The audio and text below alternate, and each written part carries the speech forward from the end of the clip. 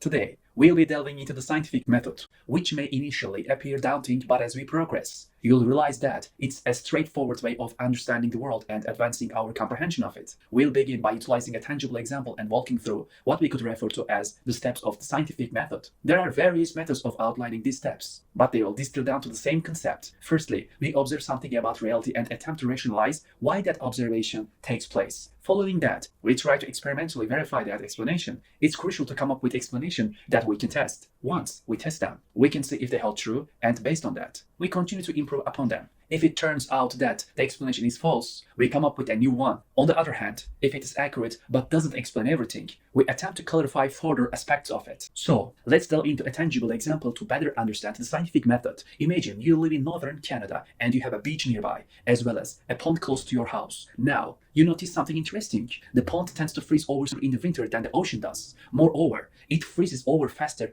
and at higher temperatures than the ocean. This is what we call an observation, and it's the first step in the scientific method. In our case, the observation is that the pond freezes over at higher temperatures than the ocean does, and it freezes over in the winter. So, after making an observation and asking a question, the next step in the scientific method is to create a testable explanation. In our scenario, we would need to come up with a hypothesis that could explain why the pond freezes over faster and at higher temperatures than the ocean. This hypothesis should be testable, meaning that it can be proven true or false through experimentation or further observation. It's important to note that the hypothesis should be based on existing knowledge and should be able to predict future observations or outcomes. Once we have a testable hypothesis, we can move on to the next step in the scientific method, which is to test that hypothesis. While this pond here is freshwater, our testable explanation could be that saltwater has a lower freezing point than freshwater. Therefore, it takes colder temperatures to freeze it than freshwater. This hypothesis is a good one because we can construct an experiment that tests it very well. Please take note that the veracity of the hypothesis is not of utmost importance, but rather it serves as a tool for designing an experiment. Let's continue our discussion on the scientific method and explore an example of a bad hypothesis that would not be considered a valid part of the scientific method. Imagine we want to explain why the pond freezes faster than usual. One bad hypothesis could be that a fairy blesses the pond and performs magic to freeze it faster. However, this is not a good hypothesis for the scientific method because it is not testable. We cannot observe or measure the fairy, nor can we convince the fairy to perform the magic again. Hence, this hypothesis lacks the essential quality of the being testable, which is necessary for scientific research. Therefore, we would want to rule this out as a valid hypothesis. It is important to remember that a hypothesis must be testable and verifiable through experimentation. Only then can we use the scientific method to prove or disprove it. Let's dive deeper into our example of a good hypothesis, which is that saltwater has a lower freezing point than freshwater. We want to design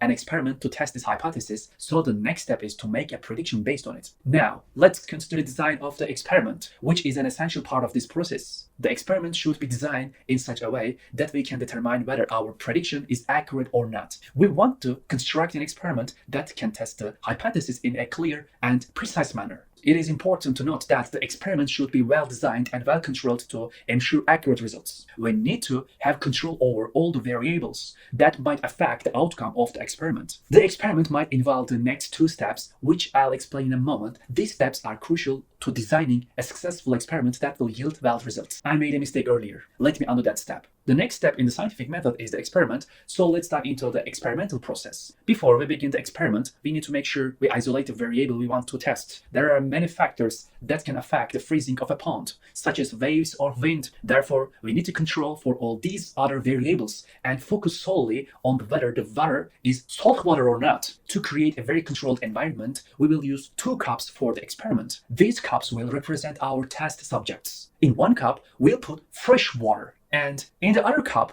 we'll put salt water. We want to ensure that cups contain equal amounts of water, so we'll measure out the same amount for each cup. Now imagine we start with distilled water. And then we take the first cup, which contains distilled water, and the second cup, which contains salt water made by adding a bunch of salt to the distilled water. While the first cup contains fresh water, the second one contains salt water that we cannot see but can visualize. This step can be considered as the first step of making a prediction, which is the fourth step of the scientific method. To predict that the fresh water will freeze at a higher temperature compared to the salt water, even if it may not be visible. For example, fresh water may freeze at 0 degrees Celsius, but salt water may not. Our next step is to test this prediction. So, the next step after making a prediction is to test it and to test it. We need to control all variables that could affect our experiment's outcome. We need to ensure that both cups have the same surface area, the same glass material, and the same amount of water. Then, we place them in a freezer set precisely to 0 degrees Celsius. We need to leave them there overnight to allow the water to freeze. If the fresh water freezes while the salt water remains unfrozen, then it supports our hypothesis that salt water has a lower freezing point than fresh water. However, if both cups either freeze or don't freeze, then we may conclude that our hypothesis isn't accurate. The experiment's success depends on how well we control the variables and the accuracy of our measurements. By accurately controlling the experiment's variables and analyzing the results, we can obtain a more accurate understanding of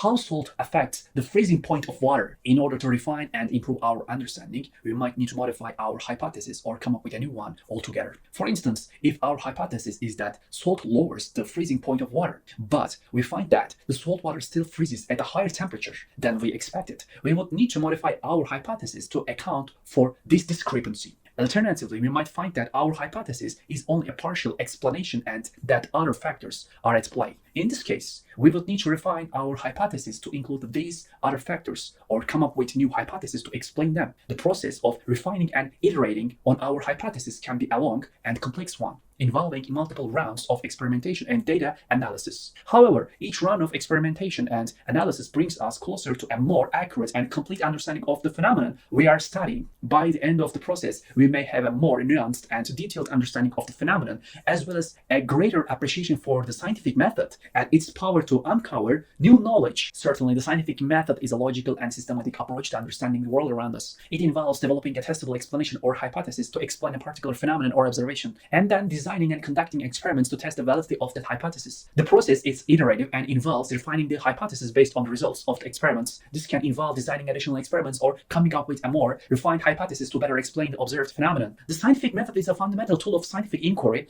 and is used across a wide range of scientific disciplines to help us better understand the natural world. In conclusion, the scientific method is a logical and systematic approach to learning about the world around us. It involves observing a phenomenon, creating a testable explanation for it, making predictions based on that explanation, and testing those predictions through experiments. By iterating and refining this process, we can come to a better understanding of the world and build a strong foundation of knowledge that is based on the evidence data rather than assumptions or gut feelings. It is important to be skeptical of what we read and to attack it from every side so that we can thoroughly learn the truth. As the famous astronomer, physicist, and mathematician from Cairo once said, the duty of the man who investigates the writings of scientists, if learning the truth is his goal, is to make himself an enemy of all that he reads. Another important aspect of the scientific method is being skeptical not only of what other people write and read, but also of yourself. It's essential to question your own assumptions and biases in order to arrive at objective conclusions. In addition, a hypothesis and experiment must be reproducible for it to be considered a good test. If someone claims to have made a hypothesis and conducted an experiment with a certain result, it must be reproducible, meaning that the same results should be obtained by others when they perform the same experiment. This is crucial because it allows other skeptical scientists to test the hypothesis independently and validate or disprove the initial findings. In other words, reproducibility is the hallmark of scientific integrity and credibility. We cannot simply believe a statement or result because it comes from an authoritative source. Instead, we need to have evidence that supports the claim,